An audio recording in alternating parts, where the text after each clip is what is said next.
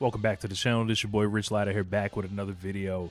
We are going to be talking about the 2025 WNBA MVP race, and it comes down to two players as we open. Caitlin Clark and A'ja Wilson. The favorite to win the 2025 MVP right now is A'ja Wilson. She currently has plus 195 odds according to FanDuel, but right behind her is Caitlin Clark with plus 220 odds. So number 3 would also be Breanna Stewart. And then I think, depending on how this, WNBA Finals series between the Lynx and the Liberty plays out, I think Napheesa Collier has more than earned her way into those conversations. Probably should have already been in those conversations this year with how, she's, kind of proving it all throughout the playoffs. I think it's really interesting, though, to where Caitlin Clark is already a top 2 in the odds as far as, FanDuel, because this is a real battle of the league's institution of A'ja Wilson and the new phenomenon of Caitlin Clark. And I think this has been an interesting thing to watch throughout the season, how much the media around the WNBA had locked away the MVP award.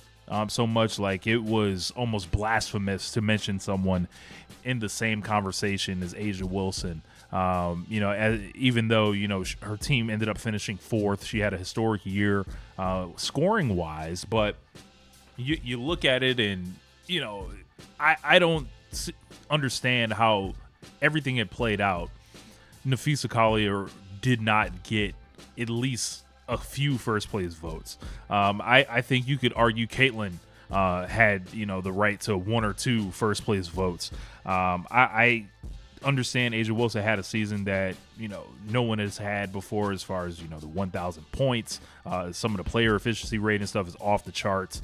But Caitlin's like stat lines, for a rookie, they line up with anything that has ever happened in the history of this league. So when we start talking about historic seasons, I think you got to throw Caitlin Clark in there. And a lot of the MVP conversation in 2024 was determined by how the 2023 race played out, with A'ja Wilson getting, I believe, someone had voted her 4th, and it seemed like there was this mission to decide that she was the MVP before anything happened. 2 games into the year, it's unanimous. And credit to A'ja Wilson and the Aces for getting the job done in the championship last year.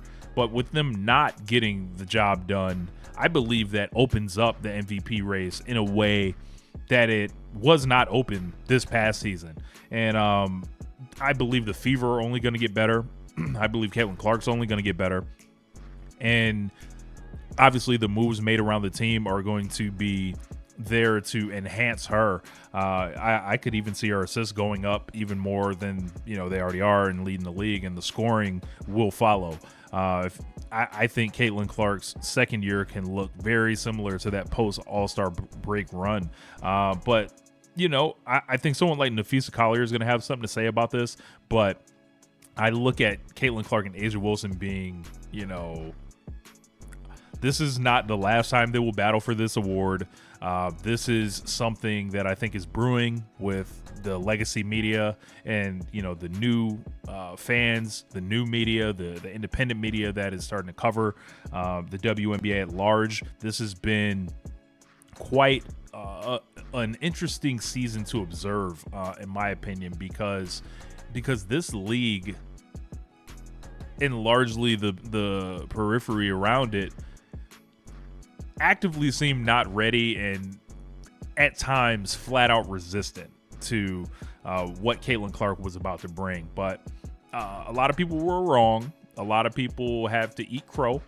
And I think what makes it easy if you're a Caitlin Clark fan is Caitlin's all about the game.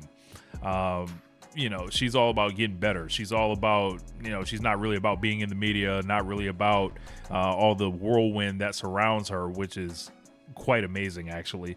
And could someone see her taking the leap from, the Rookie of the Year trophy to second year being possibly the MVP is right there. It could easily happen. So, I would if I were you, if I were a Caitlin Clark fan, I would start banging the drum now.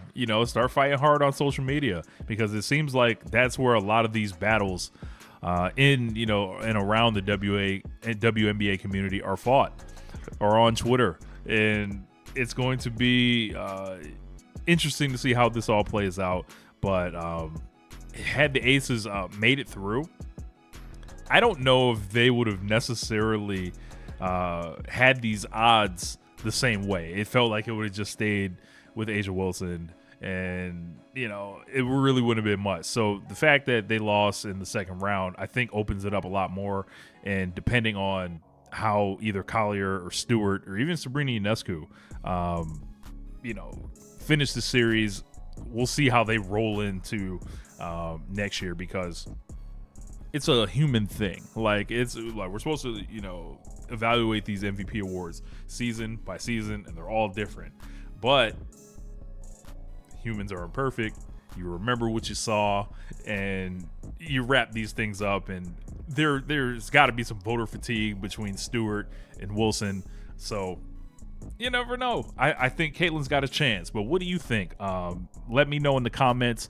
We're gonna be, following all this, and it will be very interesting to see how Caitlin reemerges stronger this winter, not playing unrivaled, not playing in Europe, just in the gym, just drinking drinks with Lexi Hull. So anyway, my name's Rich. I'm up out of here. Peace.